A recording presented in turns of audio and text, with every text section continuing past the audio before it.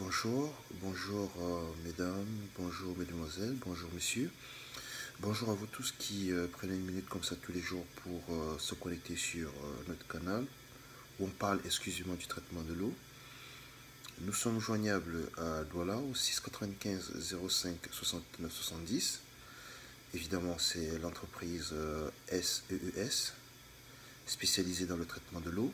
Et nous avons l'occasion de vous annoncer encore ce matin que tout est fait pour vous qui êtes propriétaire de forage. Donc il y aura une très grande campagne bientôt pour le traitement de l'eau de forage. Et nous vous annonçons que je crois le 16 juillet, il y aura une journée d'information gratuite dans nos bureaux, 6 à la Nouvelle Route Cité. Donc, vous tous qui êtes propriétaires de forage, il y aura une journée gratuite d'information sur le traitement des eaux de forage. Et cela se passera dans nos bureaux le 16 juillet. Donc, vous êtes tous conviés à cela. Alors, ce matin, pour la minute de l'eau, j'allais aborder un sujet très simple. Comment conserver de l'eau? Comment se rassurer que on ne dilapide pas l'eau? Parce que je vais commencer par expliquer ceci. Lorsque la société qui produit de l'eau vous envoie de l'eau, il est important de savoir que la production est continuelle en fonction de l'utilisation. Donc, au fur et à mesure que vous dilapidez de l'eau, ça fait qu'ils continuent de produire. Et au fur et à mesure qu'ils produisent, ils attaquent les réserves naturelles d'eau. Donc, il est très important d'avoir quelques notions de conservation d'eau.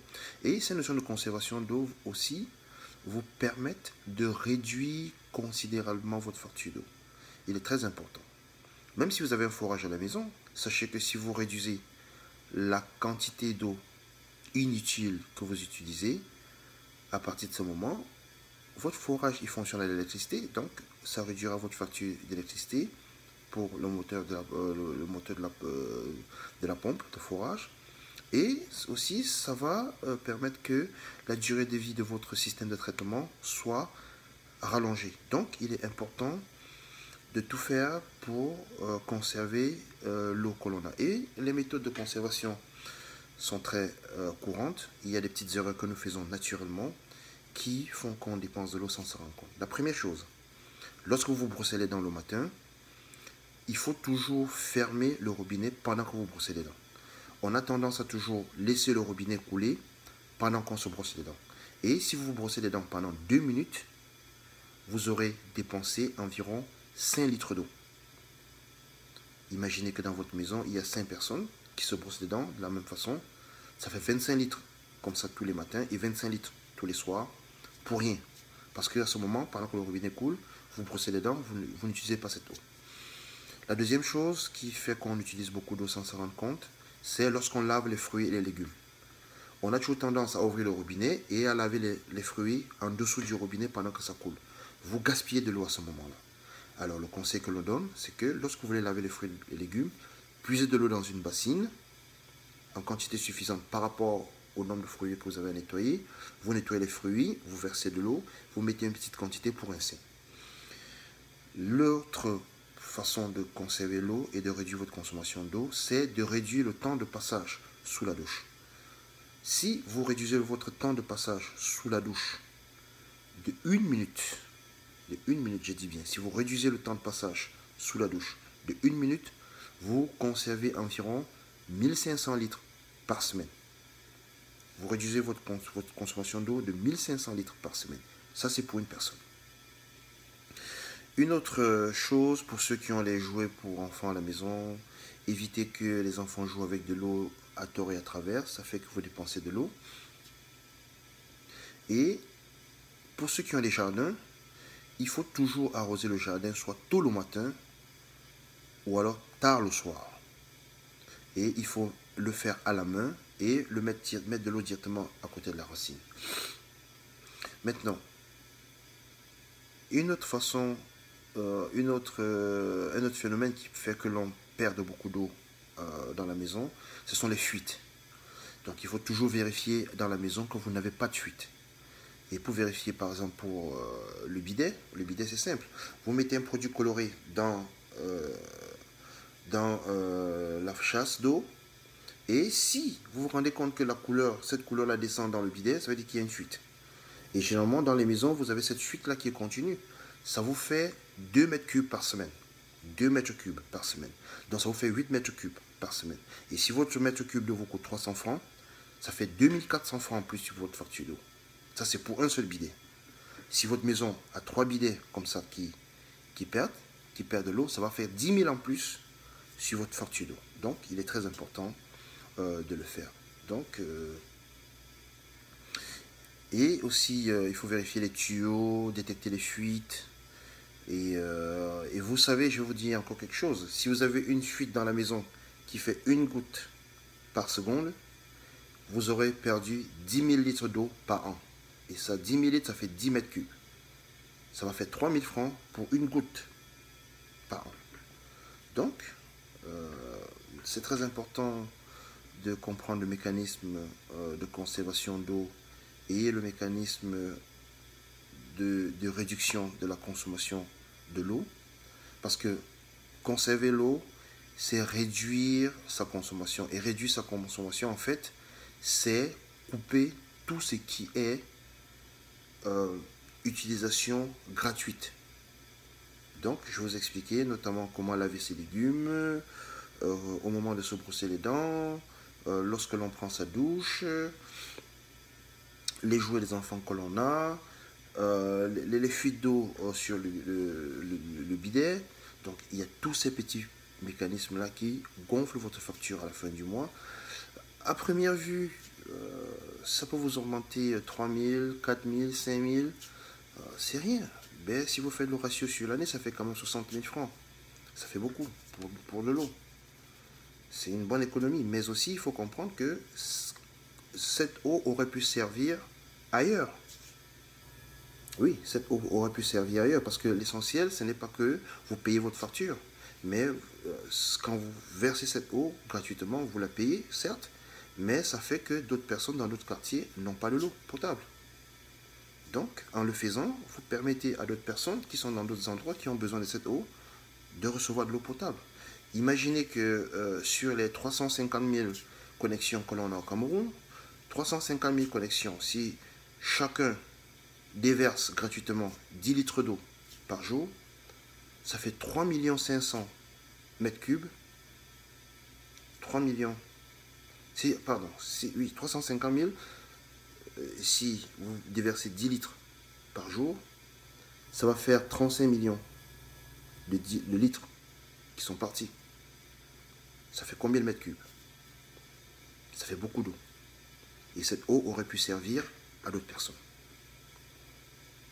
Donc, il faut tout faire pour réduire les pertes en eau, parce qu'en réduisant cette perte en eau, ça permet que d'autres personnes puissent avoir de l'eau potable. C'est un devoir citoyen, c'est un devoir personnel, mais aussi ça réduit vos factures. On va me dire, en bon Camerounais, on va me dire, moi je paye. Oui, vous payez, je suis d'accord.